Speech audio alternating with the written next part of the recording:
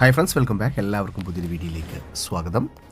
ഈ ഒരു വീഡിയോയിലൂടെ നമ്മൾ നോക്കാൻ പോകുന്നത് നമുക്കറിയാം, ടെലിഗ്രാം നമ്മുടെ ഇന്ത്യയിൽ ബാൻ ചെയ്തിരുന്നു. നീറ്റ് പരീക്ഷയുടെ ഭാഗമായിക്കൊണ്ട് കേന്ദ്ര സർക്കാർ ഇന്ത്യയിൽ ടെലിഗ്രാം ബാൻ ചെയ്തിരുന്നു എന്ന് എല്ലാവർക്കും അറിയാം. പ്രത്യേകിച്ച് ടെലിഗ്രാം ഉപയോഗിക്കുന്നവർക്ക് എല്ലാവർക്കും ഇത് കാര്യമായിട്ട് തന്നെ ബാധിച്ചിരുന്നു. അതായത് പ്രത്യേകിച്ച് ഇന്ത്യയിൽ ടെലിഗ്രാം ഉപയോഗിക്കുന്ന ഒരുപാട് പേർക്ക് ഇത് വലിയ പ്രശ്നം ഉണ്ടാക്കിയിരുന്നു. അതുകൊണ്ട് തന്നെ പല മെത്തേഡുകൾ ഉപയോഗിച്ചുകൊണ്ടായിരുന്നു ഇത്രയും ദിവസം നമ്മൾ ടെലിഗ്രാം ഉപയോഗിച്ചിരുന്നത്.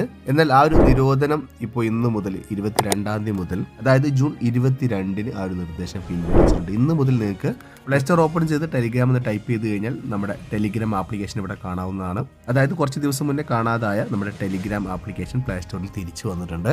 ഒരുപാട് പേർക്ക് ഇത് കിട്ടാതെ, അതായത് അൺഇൻസ്റ്റാൾ ചെയ്ത് കളഞ്ഞവരുടെ ഇത് കിട്ടാത്തത് കാരണം എന്താണ് എന്നറിയാതെ ഡിലീറ്റ് ചെയ്ത് ഒരുപാട് പേരുണ്ട്.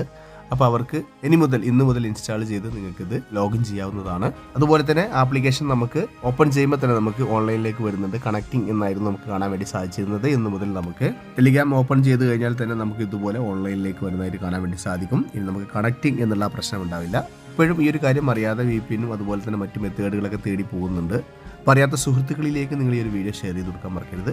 ഇന്ന് മുതൽ നമ്മുടെ ടെലിഗ്രാം ഓപ്പൺ ആയിട്ടുണ്ട്.